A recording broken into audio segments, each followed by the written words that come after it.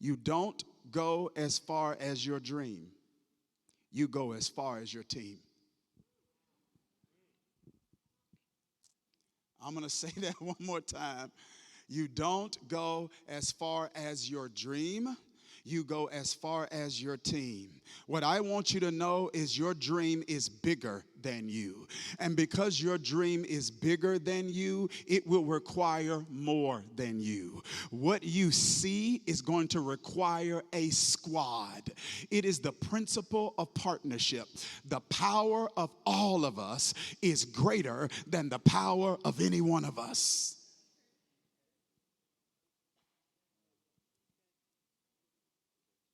God incarnate enters the earth through the womb of a woman named Mary. 30 years, does absolutely nothing for the last 3 years of his life, engages in public ministry. And when he engages in public ministry, the very first thing the incarnate, omniscient, and omnipotent one does is picks a team. Before he opened one blind eye, he picked a team. Before he performed any exorcisms, he picked a team. Before he took 2 fish, 5 loaves, and fed thousands, he picked a team. Because we don't go as far as our dream. We go as far as our team.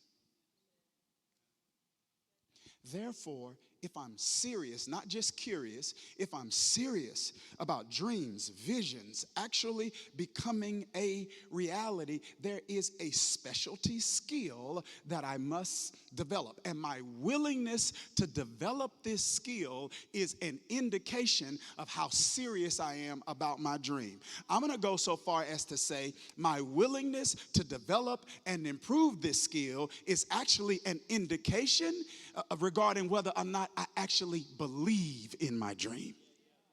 Because if you believe it's going to rain, you learn how to build an ark. Oh, Dharius, I believe God's going to do great things in my life. No, you don't. Oh, I believe God's, I hear it all the time. I believe God's going to do great things. No, I don't. Because what I do in the present is an indication of what I actually believe about my future. If God's telling me it's going to rain, it's time to build an ark. So there's a skill. And very often, I'm going to say regularly, whether I am talking to business leaders or I'm talking to the average parishioner that's a part of our congregation, very often when I make this turn and start talking about this skill, people disengage. That's not what the elite do. That's not what the extraordinary do. That's not what dreamers do, but it's what the average individual does because they automatically assume I can never develop that skill. They incorrectly assume this part of the teaching is not for me because I'm not what he's talking about. Not realizing that this is a skill that any and everybody who is serious about dreams coming to pass, meaning a dream for your family requires this skill. A dream for your marriage requires this skill. A dream for the church requires this skill. A dream for the company requires this skill. What is the skill, Dharius? It is the skill of leadership. Yeah, I'm saying it's used as a noun, but leading is a verb. It's not just someone it's not someone I am until it's something that I do. It's a skill. It's a skill that's needed in the home.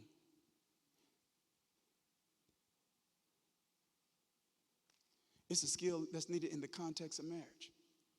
It's a skill that's needed in the context of ministry. I call it a meta skill. If you can get this skill, it's the one domino that knocks a whole lot of other dominoes down. And when I say leadership, the average individual checks out because they say, that's not me. Because when I say leader, they think boss. They have an understanding of leadership that is rooted in culture, but not rooted in a revelation of Christ. This is huge. This is everything. I never looked at it this way until I concocted and came across this definition of leadership. So let me throw this out because hopefully this gives some clarity to what I'm trying to communicate, because I'm telling you right now, everyone under the sound of my voice is a leader. We do not have the same leadership roles, but all of us in here have leadership responsibility that must be stewarded well and wisely if the dreams and the visions God has given us is going to come to pass. Dreams and visions do not come to pass with specialty skills only. What's a specialty skill? Speaking. That's a specialty skill. God's gifted me with the ability to speak. That's a specialty skill. But the vision for Change Church cannot come to pass just by me speaking. I have to skill stack. Bringing a vision to pass requires more than the 40, sometimes 45, sometimes 50, sometimes 55 minutes I speak on Sunday. Depends. Depends if the 49ers are playing or not. Listen.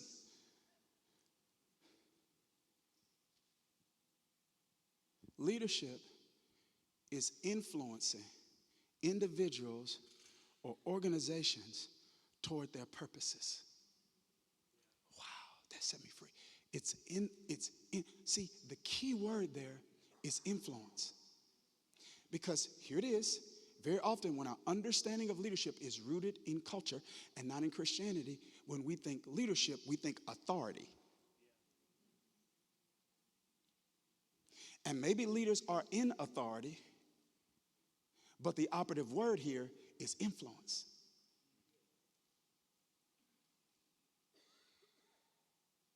You see, a leader that is in authority, that always has to wield their authority and talk about their authority and assert their authority, is an individual that doesn't understand the power of influence. Influence is better than authority. Authority gets compliance. Influence gets buy-in. And I didn't learn the power of this by leading our church or our companies. I learned the power of this when my children became teenagers. I need anybody that survived that season to pray for me right now. Stop what you're doing, pray for me right now. Somebody tell me it's going to be all right. Come on, tell me. Okay, if you survive the teenage season, tell me it's going to be all right, because I'm in the middle of it. It's going to be all right? Okay, I believe you. Yeah, this is when I learned what worked when my sons were 5, doesn't work at 15. Put that down. You get down for them. Get off your head. Don't swing from the chandelier.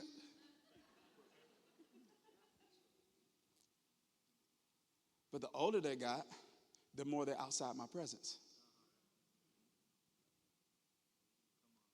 So authority gets me compliance when they're in my presence. But influence gets me buy-in when they're out. When they have buy-in, they're bought in, not just in my presence, but outside of it.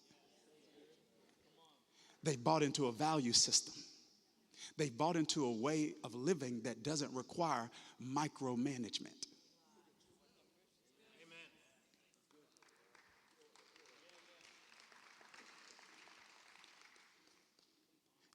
And the need to continually and consistently micromanage, not delegate, not hold accountable, but micromanage is an indication that there's compliance, but not buy-in.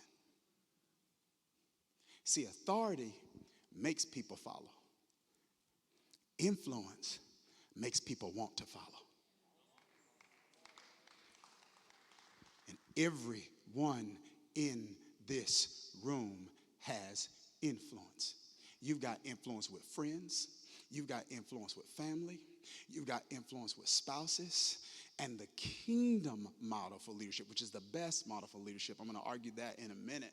The kingdom model of leadership is a model of leadership that is fueled by influence, not domination, not control, but influence.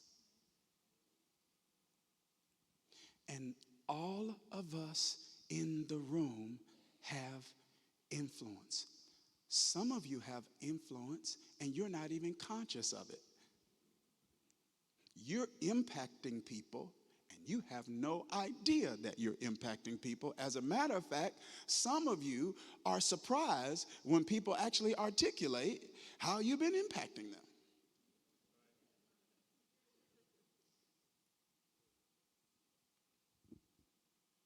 Everyone doesn't have the same leadership role, but everyone has leadership responsibility because you are influencing.